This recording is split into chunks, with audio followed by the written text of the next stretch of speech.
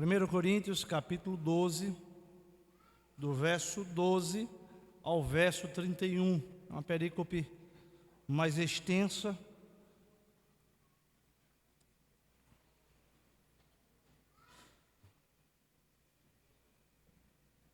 Que diz a palavra do Senhor: porque assim como o corpo é um, e tem muitos membros, e todos os membros, sendo muitos, constituem um só corpo, assim também com respeito a Cristo.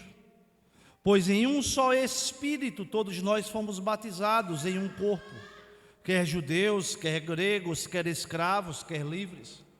E a todos nós foi dado beber de um só Espírito.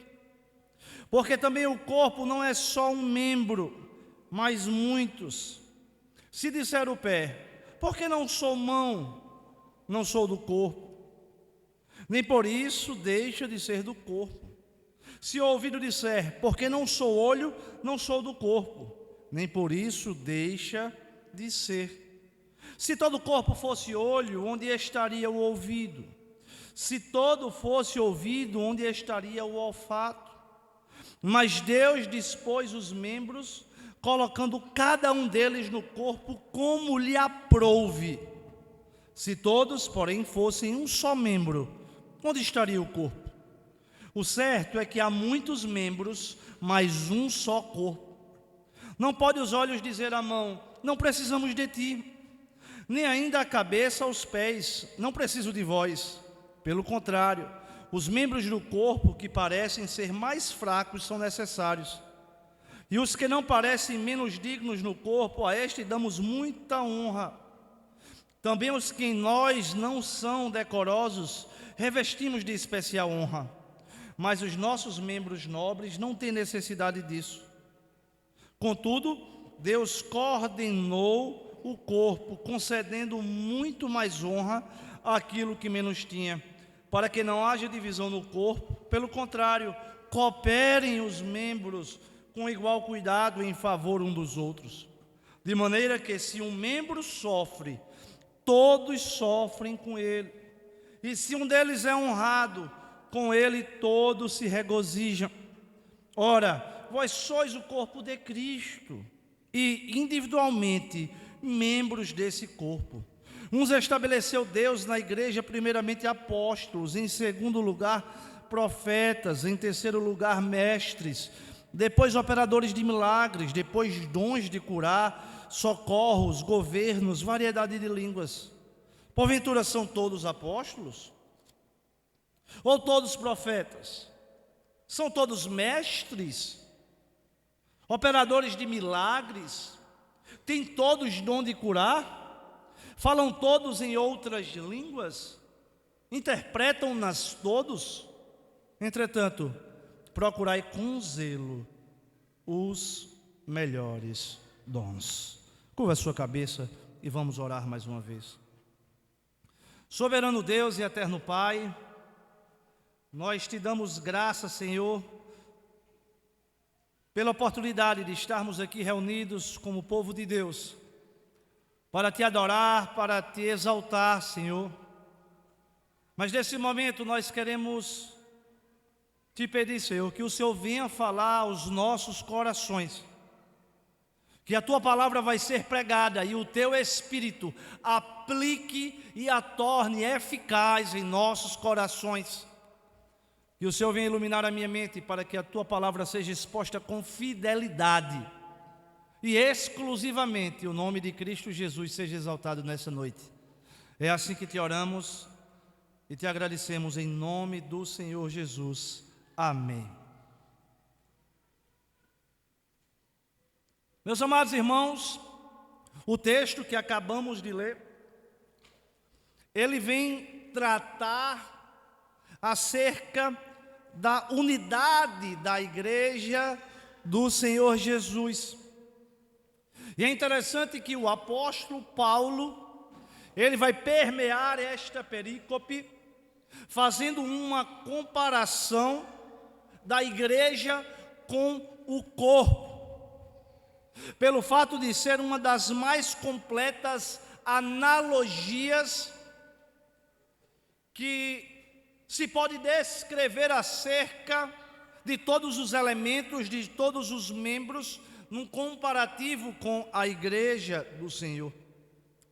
Do verso 12, verso 13, nós percebemos que o apóstolo Paulo, ele vai estar tratando e enfatizando acerca da necessidade e da relevância da unidade do corpo de Cristo.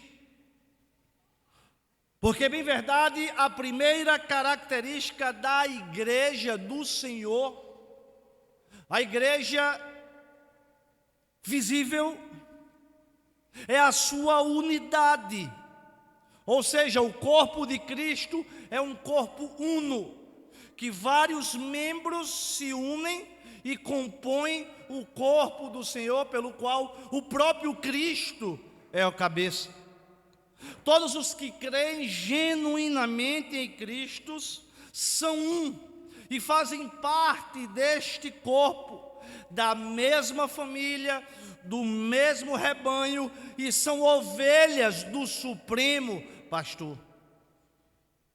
Essa unidade não é uma unidade organizacional apenas, nem denominacional, mas é uma unidade espiritual, porque nós confessamos o mesmo Senhor, nós dependemos do mesmo Deus,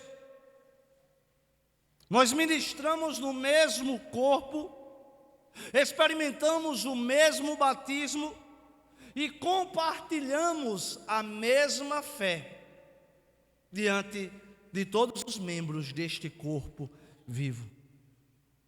E é interessante, meus irmãos, que o corpo humano é um organismo altamente diversificado. Cada membro tem a sua função distinta, mas todos os membros e todas as partes, elas coletivamente contribuem para o bom andamento e funcionamento do corpo como um todo. É interessante que não existe órgão desnecessário, e de forma semelhante ao corpo de Cristo, no qual cada um recebe do próprio Deus um dom espiritual específico.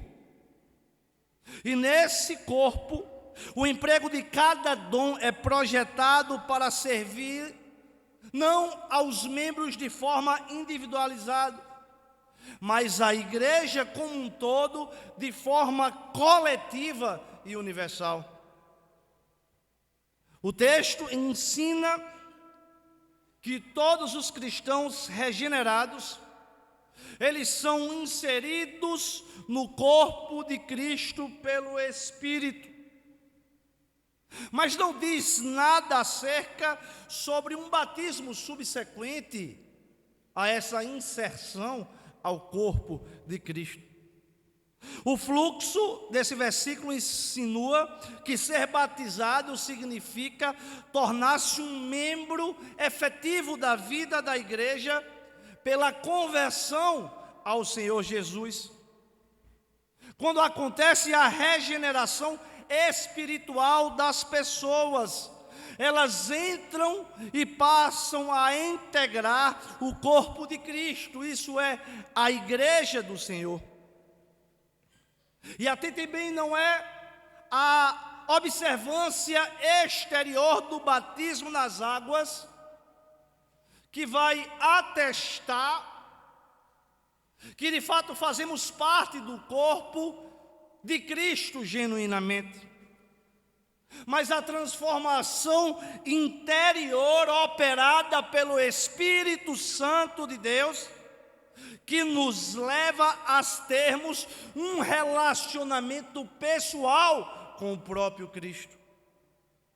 Paulo enfatiza acerca da unidade da igreja em suas diferentes formas, apresentando as diferenças raciais, culturais, sociais, O texto fala, meus amados irmãos, de toda esta diversidade.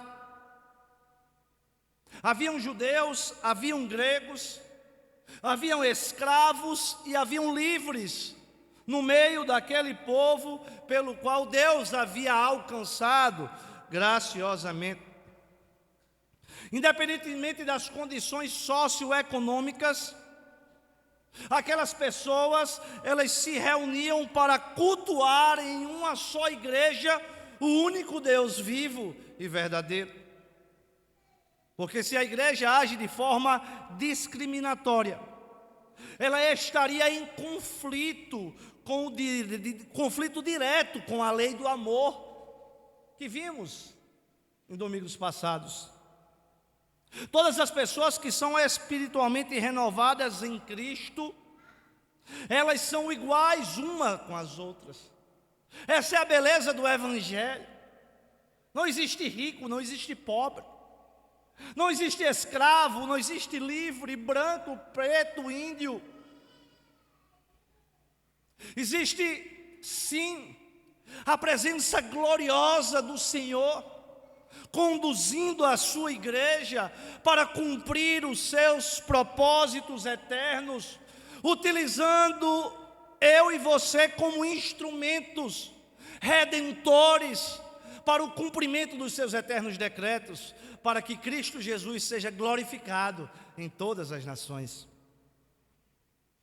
O próprio apóstolo Paulo, escrevendo em Efésios, ele diz: há um só corpo, um só Espírito, assim como a esperança para o qual vocês foram chamados é uma só. Há um só Senhor, uma só fé, um só batismo, um só Deus e Pai de todos, que sobre todos, por meio de todos e em todos. Nós devemos nos alegrar, meus amados irmãos, por fazermos parte do corpo de Cristo. E a unidade do corpo de Cristo, ela é desenvolvida pelo comentarista Pat Wagner, e ele traz duas nuances que eu achei muito interessantes e pertinentes às verdades da palavra de Deus. Eles apresentam dois fatores que mantêm a unidade e a convergência da igreja do Senhor. Primeiramente, ele fala acerca do sangue. É interessante que, fazendo um comparativo com o corpo humano,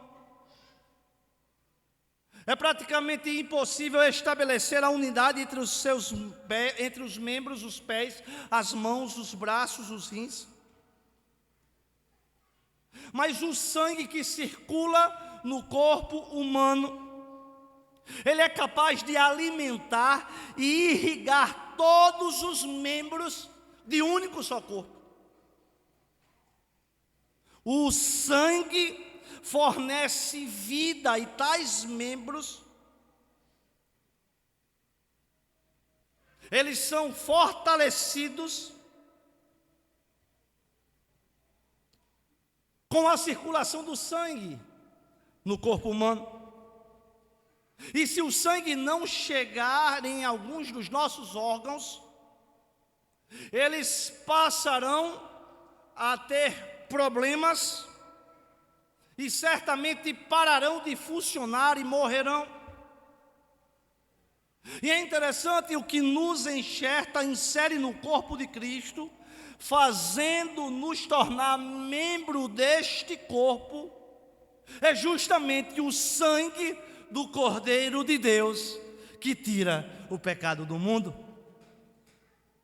Assim como o sangue é um elemento essencial que unifica o corpo humano, o sangue de Cristo nos torna um, porque ninguém, absolutamente ninguém, pode fazer parte da igreja a não ser por meio da expiação e da obra redentiva operada pelo sangue de Jesus.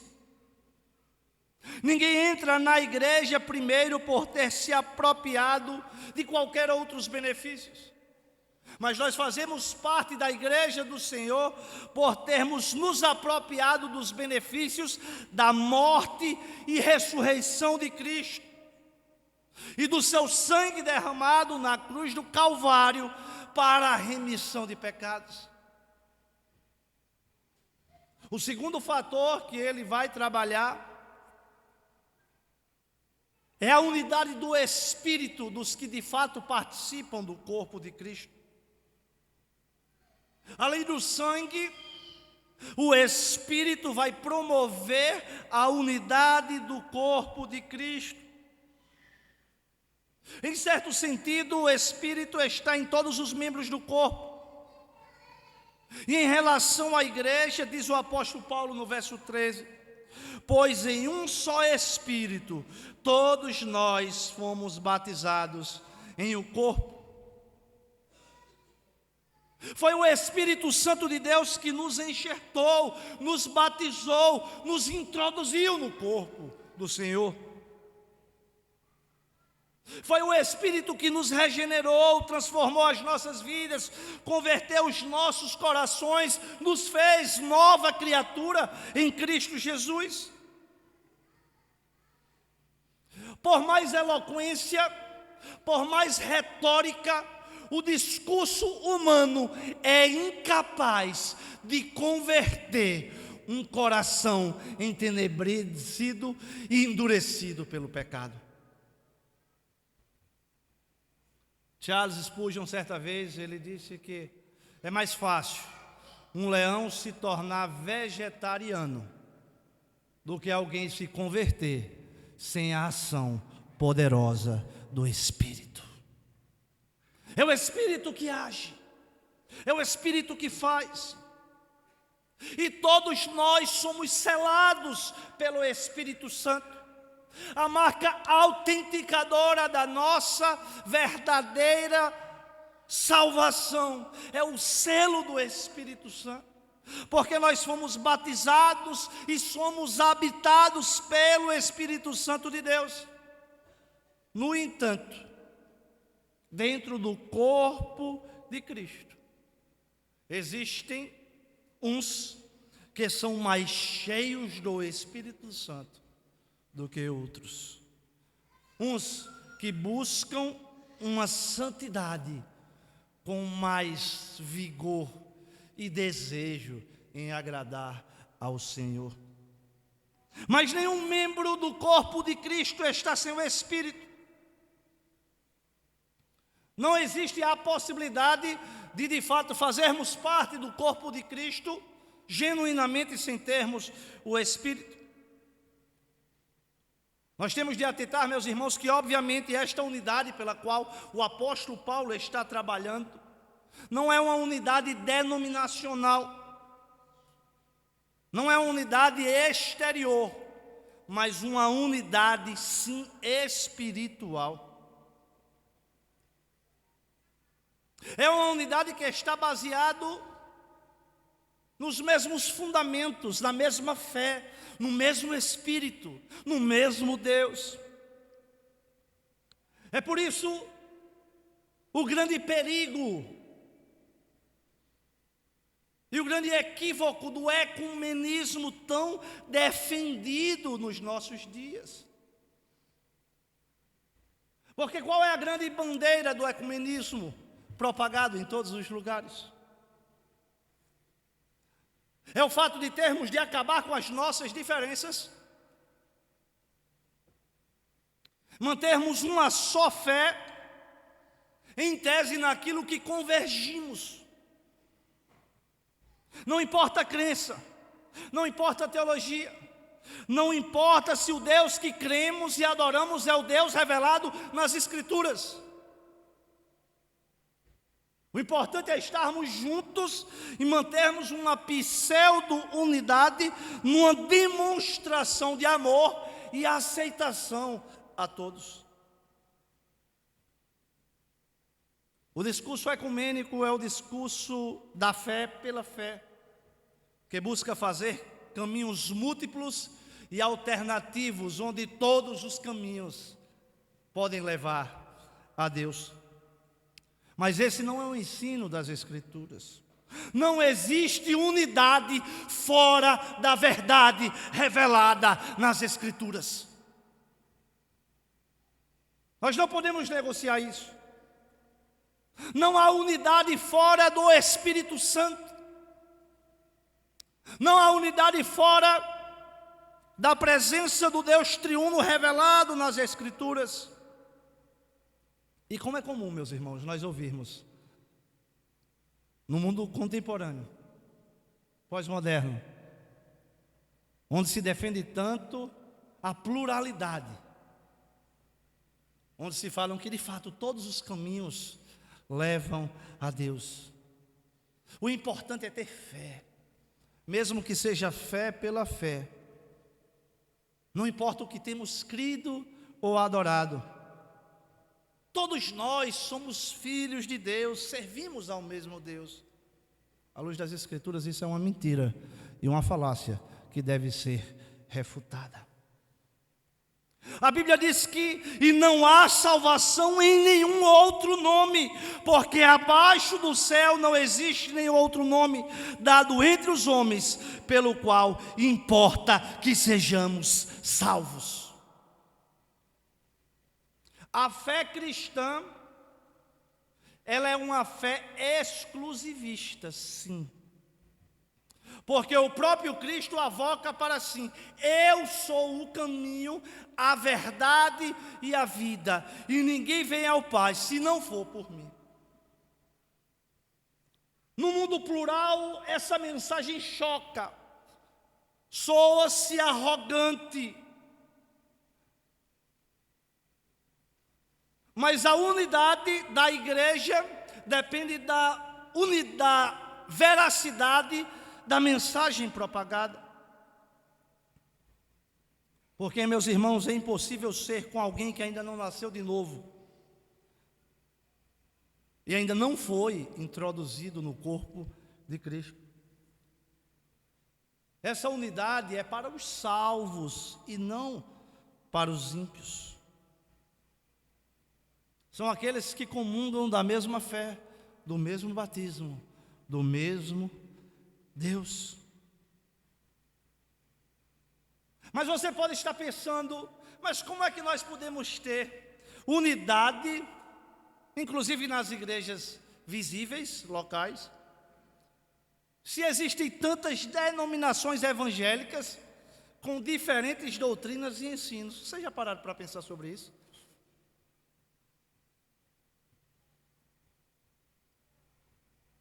Como é que fica? Será que de fato é tudo igual mesmo? E se faz necessário, meus irmãos, nós fazermos uma distinção acerca do que de fato é uma heresia e o que é um erro teológico.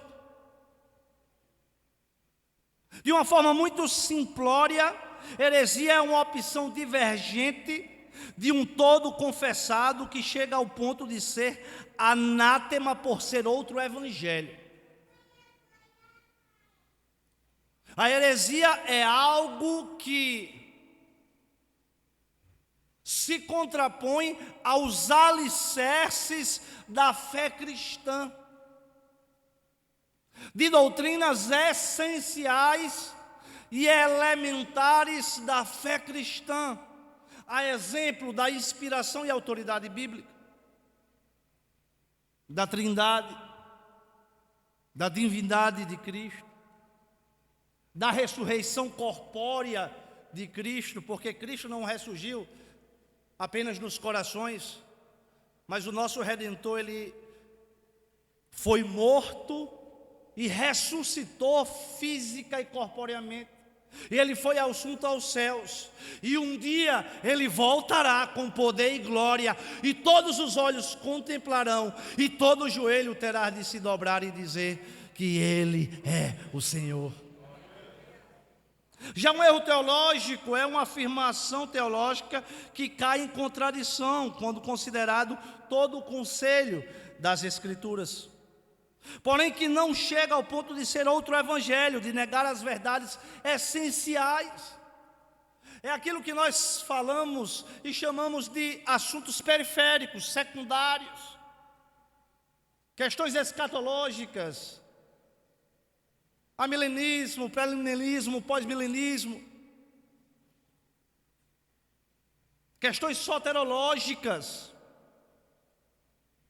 Apesar desses erros teológicos, eles não nos dividem da comunhão e da unidade dos nossos irmãos que pensam em questões acessórias e secundárias, diferentemente de nós, são nossos irmãos em Cristo Jesus. Os assembleanos são nossos irmãos em Cristo Jesus, os batistas, os presbiterianos e outras inúmeras denominações. A unidade da igreja é uma unidade espiritual. Eu e você temos de ter essa consciência que fazemos parte de um todo e nós por si mesmos não somos o todo e não somos autossuficientes.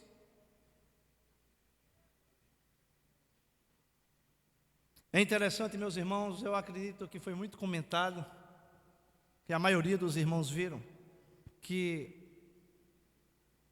na abertura das Olimpíadas de Paris de 2024, tentaram escarnecer da fé cristã e muitos cristãos se escandalizaram. Tudo isso já foi anunciado pelo próprio Cristo. Isso faz parte, meus irmãos.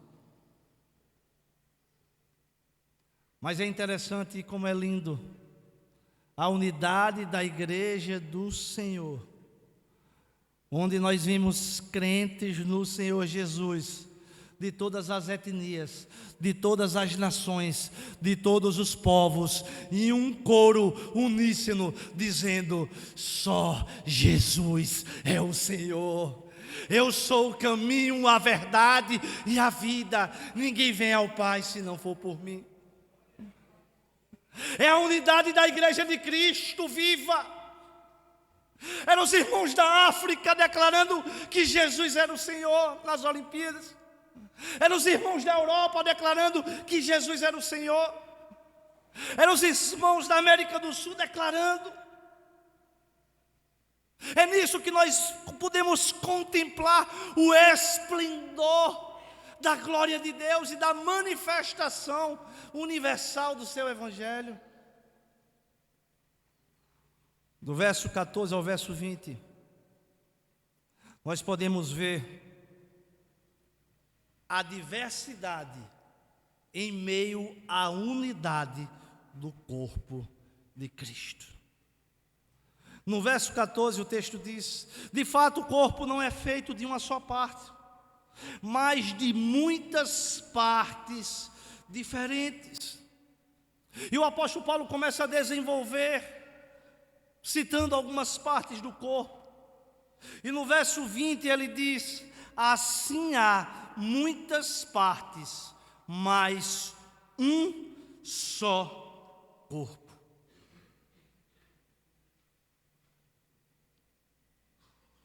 O corpo, embora único, ele é composto de várias partes, de vários membros.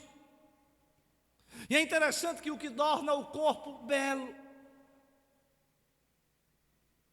é a funcionalidade de todos os órgãos, todos funcionando simultaneamente, exercendo as suas funções de forma coordenada e harmônica, gerando vida ao todo do corpo. E para funcionar normalmente, o corpo precisa de todos os seus membros. Eu acredito que todo mundo aqui já teve o desprazer de ter uma unha encravada do pezinho.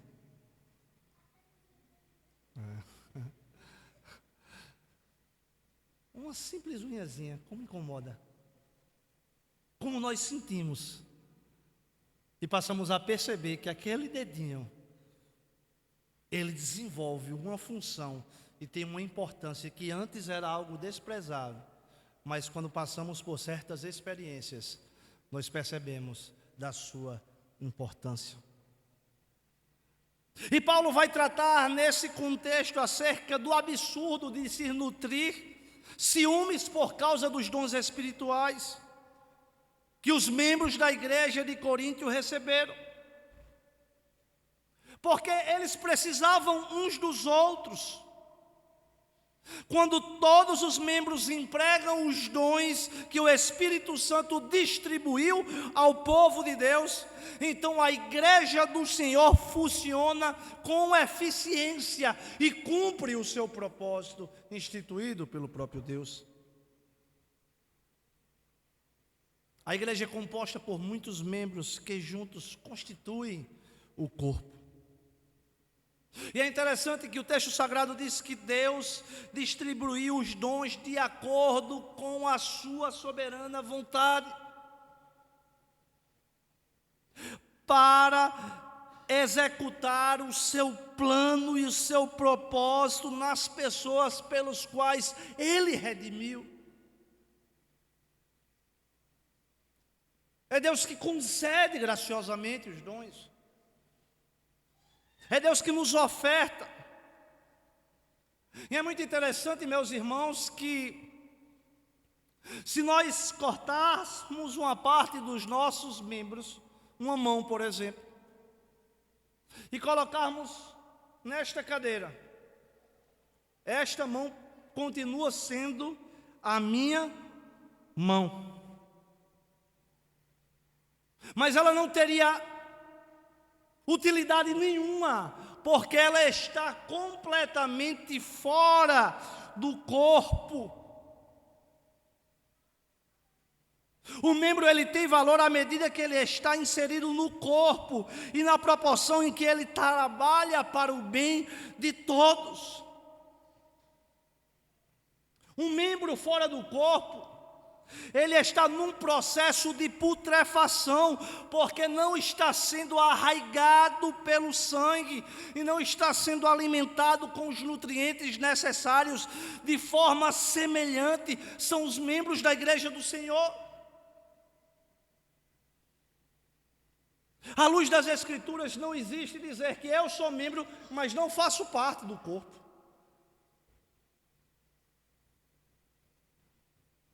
E nós temos visto o movimento dos desigrejados crescendo cada vez mais, onde eles defendem que eu sou a igreja, aonde eu estiver, estar bem. Eles se dizem membros da igreja, mas se automutilaram e não fazem mais parte do corpo da igreja. Meus amados irmãos, vamos valorizar o privilégio de congregarmos na igreja do Senhor, com acertos e erros que existem na igreja local. É o lugar pelo qual Deus prescreveu que todo crente nascido pelo Espírito Santo possa estar, se alimentar, crescer, servir e edificar a sua vida. Meus amados irmãos, é interessante que o texto fala que Deus, Ele deu dons e talentos diversificados a todos os membros da igreja, para utilizarmos aqueles que Deus soberano e graciosamente nos concedeu, com um propósito específico de edificação da igreja. E se eu e você de fato somos membros do corpo de Cristo, eu e você recebemos algum ou alguns dons concedidos soberana e graciosamente por Deus. Será que estamos escondendo os talentos que recebemos de Deus? Ou será que temos desenvolvido os talentos que o Senhor nos ofertou? Na parábola dos talentos contadas pelo próprio Jesus em Mateus 25, 14 e 30, nós somos lembrados que todos nós recebemos dons, que fomos capacitados para contribuir nesta vida, servindo a Deus e as pessoas.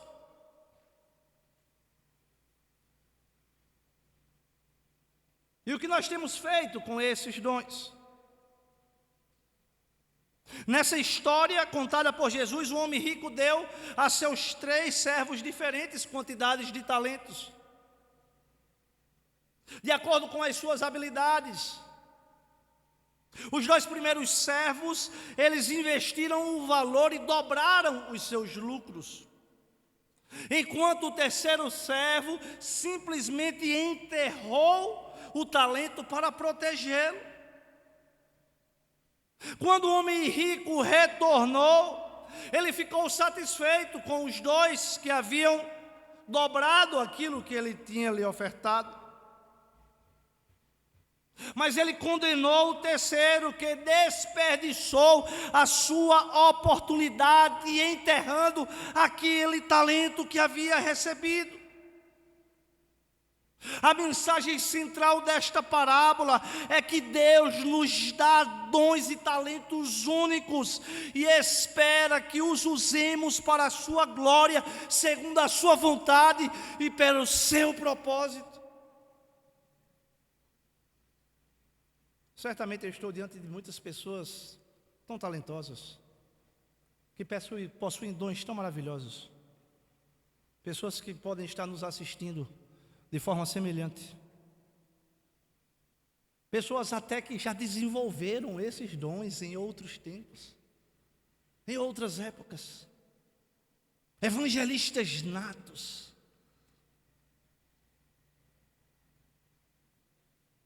Igreja do Senhor, o que nós temos feito com os nossos dons que recebemos do Senhor? Temos enterrado? Temos desprezado? Ou temos desenvolvido e os utilizado para o avanço do reino de Deus? É interessante e glorioso que o corpo de Cristo, quando ele trabalha completamente ajustado, nós podemos perceber o avanço do reino de Deus e o nome de Cristo Jesus sendo glorificado. Por mais pequeno e inexpressível que você pense que você é, haverá lugares e pessoas que outras pessoas nunca poderão chegar, e que Deus tem aberto portas, oportunidades, lhe capacitando com dons e talentos, e muitas vezes permanecemos inertes. Eu não sou preparado. Eu não tenho curso de teologia. Eu não tenho isso. Eu não tenho aquilo. São tantas as desculpas que nós damos para enterrar os nossos talentos, porque não queremos verdadeiramente, como disse o apóstolo Paulo, ser desgastado pelo amor do Evangelho. Todo membro do corpo de Cristo deve reconhecer que Deus não se esqueceu de absolutamente ninguém na distribuição dos dons. Todos nós recebemos dons da parte do Senhor. E nós temos de ter a convicção, que é a palavra do Senhor que nos diz, que um dia nós seremos cobrados. Nesse dia Deus louvará e recompensará aqueles que foram fiéis no emprego e desenvolvimento dos seus dons, mediante galardão. Nós não estamos falando aqui sob uma perspectiva salvífica, não, que salvação é mediante a graça, é favor imerecido de Deus. Mas o texto diz que ele condenará e punirá aqueles que negligenciaram os talentos pelos quais recebeu do próprio Senhor. Quantas pessoas tão habilidosas no nosso meio e espalhadas por tantos os lugares, que permanecem ociosas e sentadas nos bancos das igrejas.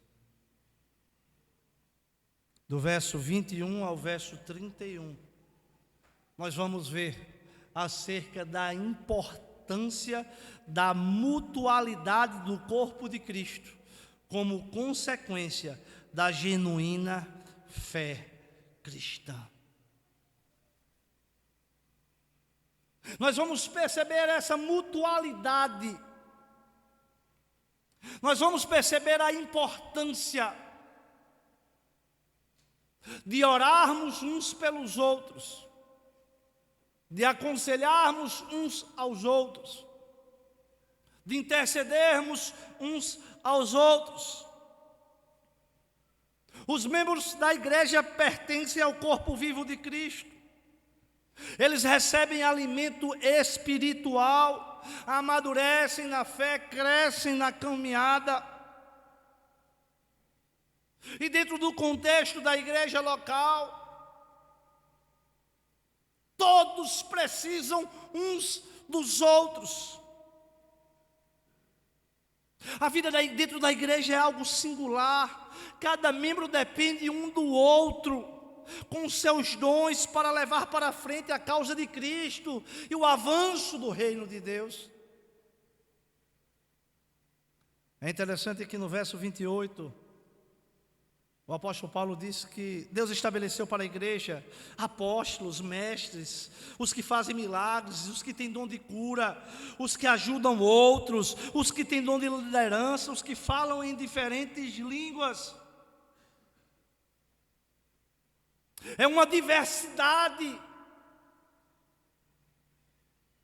para que dentro da unidade nós possamos mutuamente nos auxiliar e nos ajudar na caminhada cristã.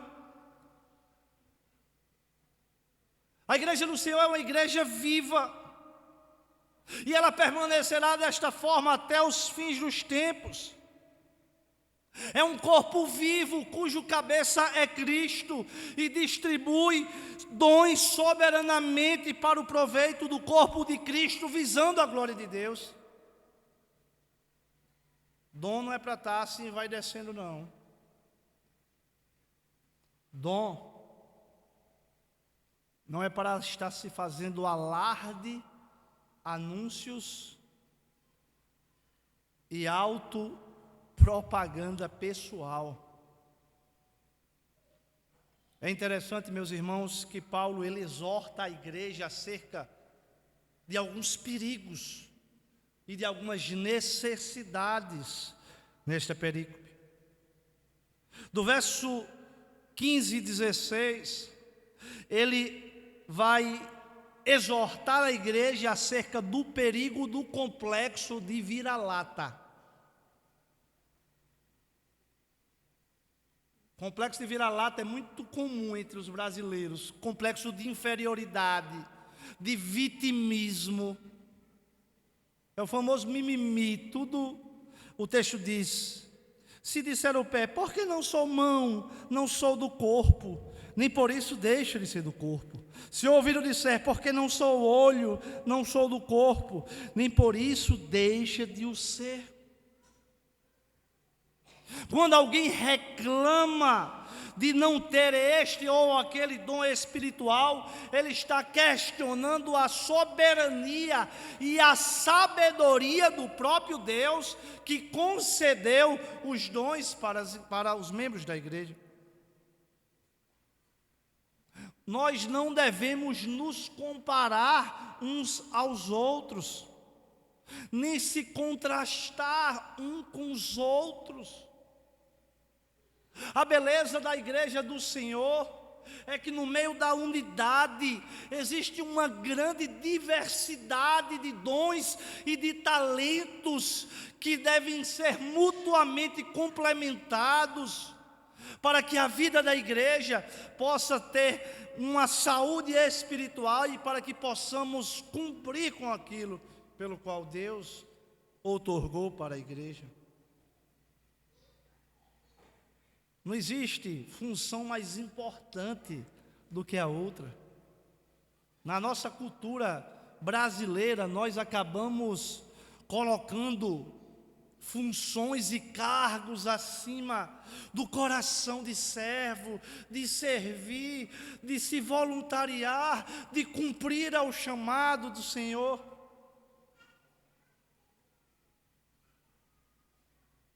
Outro grande perigo que o apóstolo Paulo exorta à igreja é o perigo do super-ego. Primeiro ele fala do complexo de inferioridade, né? O complexo de vira-lata. Agora ele vai estar tratando acerca do complexo de superioridade, o superego, o famoso bola cheia. Do verso 21 e 24, o apóstolo Paulo diz: não podem os olhos dizer à mão, não precisamos de ti, nem da cabeça aos pés, não preciso de vós, pelo contrário. Os membros do corpo que parecem ser mais fracos são necessários. Não existe dentro da igreja membros genuínos que foram enxertados no corpo de Cristo pelo Espírito, que possuem o selo do Espírito, que são batizados pelo Espírito, que são habitados pelo Espírito, egos inflamados, vaidade, arrogância, prepotência, soberba, sentimento de superioridade. Isso não cabe dentro da fé cristã. Isso não cabe dentro da unidade do corpo de Cristo. O próprio apóstolo Paulo, no capítulo 7, ele diz: pois quem é que faz se sobressair? E que tens tu, não tenhas recebido? E se o recebestes, por que se vanglorias, como se não tiveras recebido? Na igreja do Senhor não há espaço para vanglória. Nenhum membro da igreja pode envaidecer-se pelos dons que ele recebeu. A igreja, nem pastor, nem presbítero, nem diácono, nem nenhum oficial, nenhum líder pode tentar ser a estrela, o foco, porque só existe um, que é o centro de todas as coisas, que é o centro do nosso culto, da nossa adoração, da nossa razão, que é Cristo Jesus. O culto deve ser cristocêntrico. E é interessante, meus irmãos, quando nós olhamos para tudo isso, nós devemos cultuar em nossos corações um espírito semelhante ao do próprio Cristo, um espírito de servo. O próprio Filho de Deus, o Deus encarnado, o Verbo que se fez carne, que habitou entre nós. Pois o próprio Filho do Homem não veio para ser servido, mas para servir e dar a sua vida em resgate de muitos. Aí muitas vezes a gente fica de bola cheia dentro da igreja, porque acha que faz um negocinho bom aqui, que prega, porque acha que faz, que ensina, porque acha que recebe bem, porque acha que... O próprio Cristo, ele veio com um coração de servo. Ele veio com a missão de servir. Nós precisamos renovar a nossa mente para termos uma percepção bíblica, uma cosmovisão cristã, uma compreensão clara acerca da mordomia cristã e do privilégio de servirmos a Deus na igreja local. A gente tem de ter essa consciência.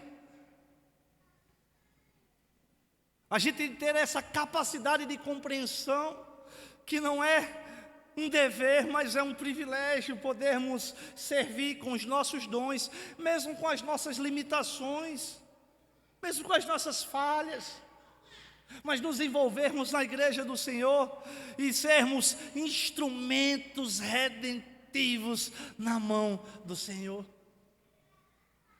No verso 25 o texto diz: para que não haja divisão no corpo, pelo contrário, cooperem os membros com igual cuidado em favor de um pelos outros. O propósito do dom é para que não haja divisão no corpo. Não estamos competindo, não estamos disputando com ninguém, mas cooperando uns com os outros. Na igreja, cada um está buscando meios e formas de cooperar, de ajudar, de auxiliar. É esse que de fato deve ser o desejo e a visão. O verso 26, o texto diz: de maneira que se um membro sofre, todos sofrem com ele, e se um deles é honrado, com eles todos se regozijam. É interessante, meus irmãos, que a tendência do ser humano e do nosso coração inclinado ao pecado e ao mal é termos mais facilidade de nos compadecer, de nos solidarizar com os que sofrem e com os que choram. São poucas, muito poucas pessoas que têm a capacidade de celebrar, de se alegrar com a vitória do outro, em decorrência do seu ego inflamado, e de muitas vezes ser tomado pelo sentimento de inveja e olhar para aquela conquista e dizer: eu queria que fosse minha, eu queria que fosse eu no lugar dele. Paulo diz que precisamos aprender a ter empatia, a sofrer com os que sofrem e alegrar com os que se alegram. Não estamos no campeonato dentro da igreja, não estamos disputando quem é o mais talentoso, quem é o mais habilidoso, quem é o mais dotado de dons espirituais. Somos uma família, somos um corpo, devemos celebrar as vitórias dos nossos irmãos e devemos chorar as tristezas dos nossos irmãos. Eu caminho para o final do verso 27 ao 28, o texto diz: ora, vós sois o corpo de Cristo, individualmente membros desse corpo. Alguns estabeleceu Deus na igreja, primeiramente apóstolos, profetas, mestres, operadores de milagres, dons de curar, socorros, governos, variedades de língua. O despertamento e a consciência que não somos autossuficientes e precisamos dos nossos irmãos, pelo fato de não sermos dotados com todos os dons. Em consequência disso, nós também dependemos dos nossos irmãos, inclusive aqueles que numa perspectiva humana são desprezíveis, são desqualificados, mas diante de Deus eles foram comissionados, eles foram chamados para uma grande obra.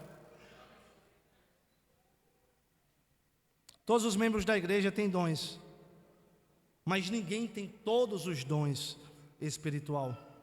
E Paulo desenvolve uma série de perguntas retóricas, e para todas elas é necessário responder não. Não tenho esse dom, não tenho esse dom, não tenho esse dom. O que faz nós percebermos que de fato somos membros do corpo, mas que dependemos e necessitamos dos nossos irmãos. Meus amados irmãos, eu caminho para a conclusão e eu quero deixar 3 breves aplicações para toda a igreja. Em primeiro lugar, prestem bem atenção, nós devemos lutar e nos empenhar com todas as nossas forças, com todo o nosso ser, com todo o nosso intelecto, com todos os nossos recursos, para mantermos a unidade da Igreja de Cristo em meio à diversidade de pessoas e de dons.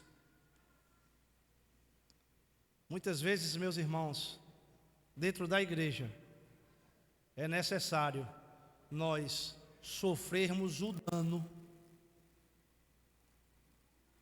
para que de fato o Evangelho e a unidade seja preservada. Vamos ter cuidado com as nossas palavras, com as nossas posturas, com o que falamos dentro ou fora. Porque muitas vezes uma palavra maldita dentro de um contexto, ela vai incendiar e gerar discórdia, divisão, contenda e cisma dentro da igreja. Que nós possamos amar os irmãos com o amor de Cristo. Que nós possamos verdadeiramente nos alegrar com os nossos irmãos. Que nós possamos chorar com os nossos irmãos. Que nós venhamos buscar a ter a unidade, o vínculo que nos une. É bem verdade que temos diferenças, mas aquilo que nos une é muito superior do que as nossas diferenças. Que nós venhamos ter mais empatia, mais compaixão, mais amor ao próximo, não sermos indiferentes com a dor do nosso irmão. Muitas vezes, meus irmãos, um simples abraço promove conforto, restauração na vida de um irmão. Uma simples mensagem. E sabe o mais glorioso de tudo isso?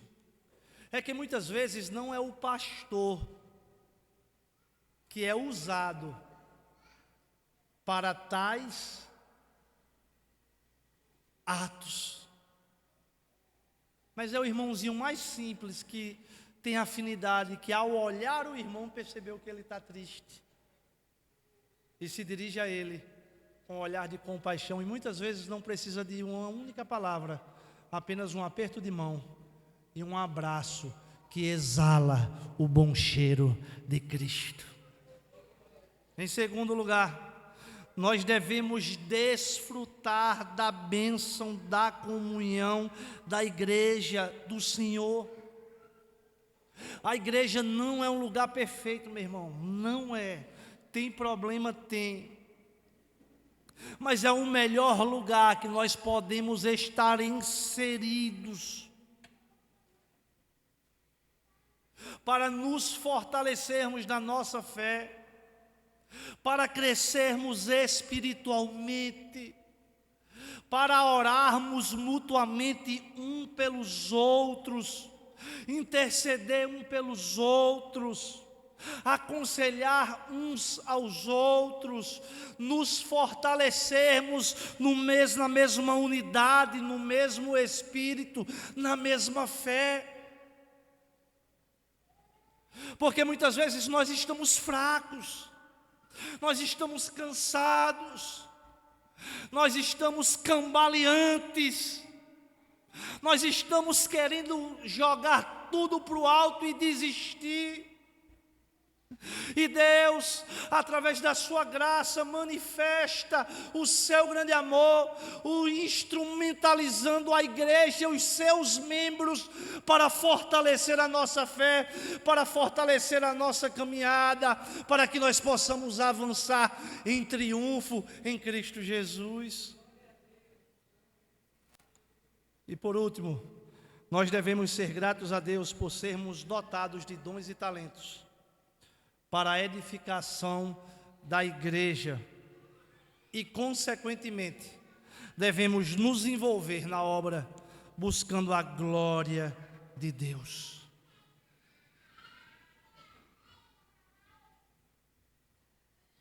Gratidão ao Senhor. Eu sei de onde eu vim. Apesar de pequenininho, de limitado, de pecador, de falho, eu sei o que Deus fez na minha vida. Você sabe de onde você veio. E você sabe o que Deus fez e ainda quer fazer em nossas vidas. Quantos talentos ociosos. Quantos homens, mulheres, jovens, idosos, tão talentosos, que permanecem sentados, que permanecem sem envolvimento, que permanecem fugindo do chamado de Deus para suas vidas. Eu quero deixar uma pergunta para todos nós a partir de mim. Até quando vamos permanecer enterrando os nossos talentos? A minha oração nesta noite é que Deus traga um grande despertamento para a unidade do seu povo, comunhão, e um despertamento para que de fato nós venhamos tirar os nossos talentos que foram enterrados e possamos utilizá-los na igreja do Senhor para a glória do Senhor. E lembre-se, quão agradável é servir ao Senhor. Quão agradável é se envolver na obra do Senhor. Não pense que você tem de estar ainda mais preparado para continuar, não. Nesta noite, o Espírito do Senhor está te chamando para que você dê um passo de fé hoje. Comece hoje. Porque não é o homem que faz a obra, mas é o Espírito Santo de Deus que opera para o louvor e glória de Cristo Jesus. Que Deus nos abençoe em Cristo Jesus. Vamos ficar de pé?